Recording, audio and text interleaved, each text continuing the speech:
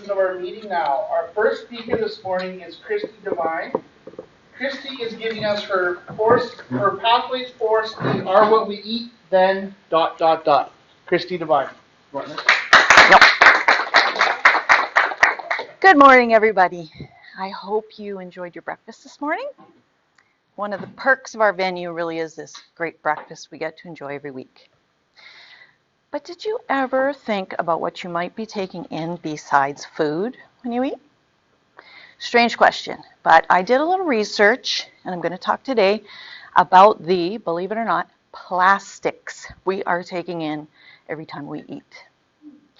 Everybody knows about the problem of plastics. We can't escape the pictures of people swimming or surfing in immense floating islands of plastic garbage. We're literally drowning in plastics. In fact, in a 2017 National Geographic study found that since mass production of plastics began 6 decades ago, 8.3 billion metric tons of plastics have been produced. Of that 8.3, 6.3 has become plastic garbage. So we are literally drowning in plastics. But how does it end up in our food? Well, although plastics take a long time to significantly break down, they do deteriorate. So little information is known about how plastics become microplastics. But although too small to be seen by the naked eye, plastics still pose a grave risk to the environment because they can take centuries to fully biodegrade. So it is as microplastics that we're taking in plastics. It is in our food, and it's also in our water. It is taken up by animals, which we then eat. It is deposited onto plants. It is washed by rain and snow into the reservoirs from which we get our water. So we're all taking in plastics. Just no two ways about it. And so are our families. We have all become guinea pigs in a big experiment that was begun decades ago. And an experiment it really is, because there's not a single expert, not a scientist, not a medical health professional, not a public health employee, not a lawyer, not a politician, or a parent that knows what these microplastics actually do once inside the human body. Microplastics have been allowed to invade our food and water without a single government representative or employee knowing what that means for human health.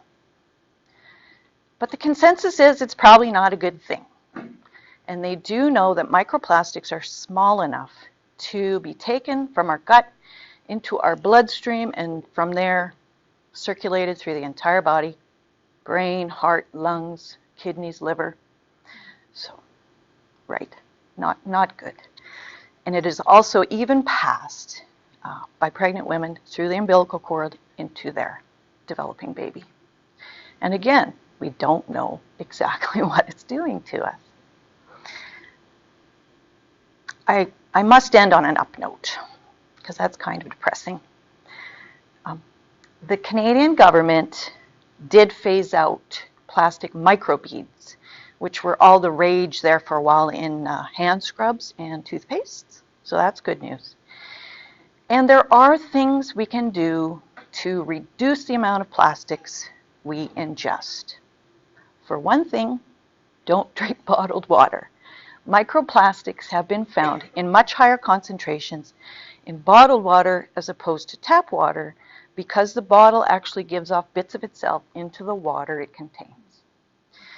And try not to heat or store food in plastic containers. And if you can, try to avoid buying food in plastic packaging, although this is almost impossible nowadays. So if you can, if you're able to, grow a garden. You can be much more certain about your food if you are in control of its environment. The Canadian government has been slow on this, but we can lobby them. This is probably the biggest thing we can do to incentivize recycling and to disincentivize both littering and the production of new plastics. Because we already have way more than enough plastics. We just need to use the ones we've already made over and over again. I entitled my speech, "If We Are What We Eat, Then," for a reason, and that was to get us thinking. If we are what we eat and we know we're eating plastics, what does that make us? I think we can assume that the plastics manufacturers are not thinking a whole lot about the people who are, through no choice of their own, ingesting their product. The question is, will we allow them to continue to roll the dice with our health, or will we tell them in no uncertain terms that our families are not guinea pigs? I am going to hand around a sheet of references, and on there is also a list of organizations that is concentrating on this plastics pollution problem. And I encourage you to just go to their websites and see what they have to say about the problem and what advice they have. And I thank you for listening today.